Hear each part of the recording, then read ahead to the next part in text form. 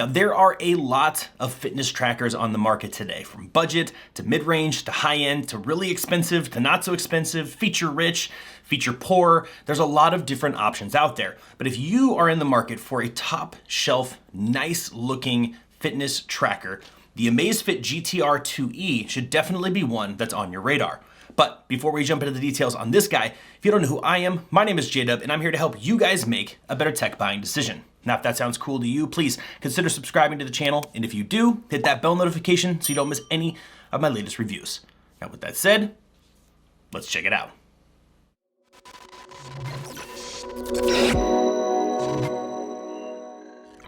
First things first, the GTR 2E is a clean looking fitness tracker, and it has all the sensors you need when you're looking to track your activity.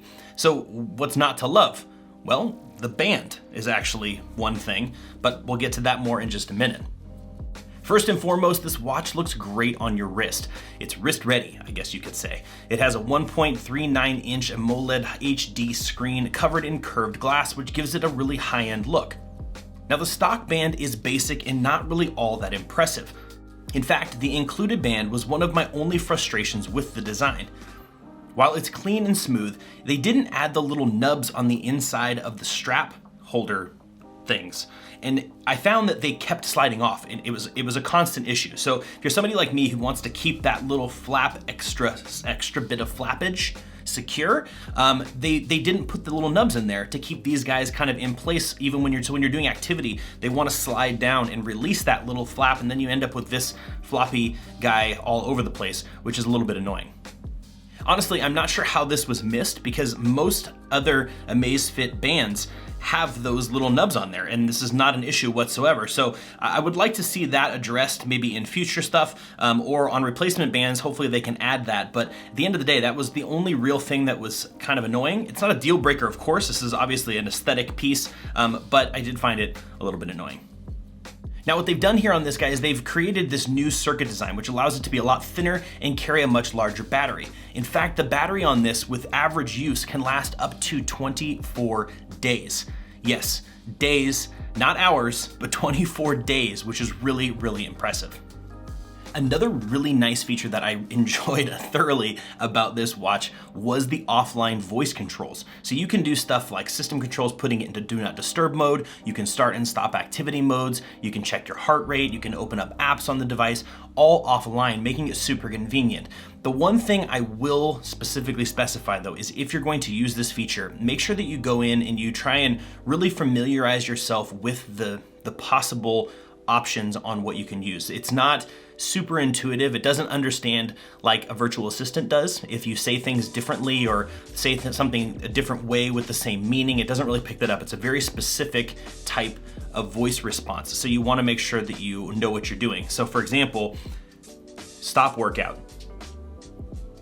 It doesn't understand stop workout. End workout. That one it understands. So it's very specific. Start workout, stop workout doesn't work. You would think stop workout would be it. So start workout and end workout, for example, are the things that you must say for it to respond. So keep that in mind. It's a really cool feature. Once you kind of figure it out, it works great, but it's a little bit nuanced. You have 5 ATM water resistance. So if you're doing lap swimming and things like that, you're kind of staying, not too deep. I wouldn't dive with this watch in particular, but showers, sweat, water, you're good to go. Like I said, you can do some lap swimming, things like that, some general swimming, and it'll track that for you, which is great. It can actually track your strokes if you're doing swimming and stuff like that. So it's really convenient in that respect. Again, not super deep diving. This is not a depth capable watch, so just keep that in mind. But 5 ATM water resistance rating is pretty darn good. So with all that said, how did it actually perform during my testing?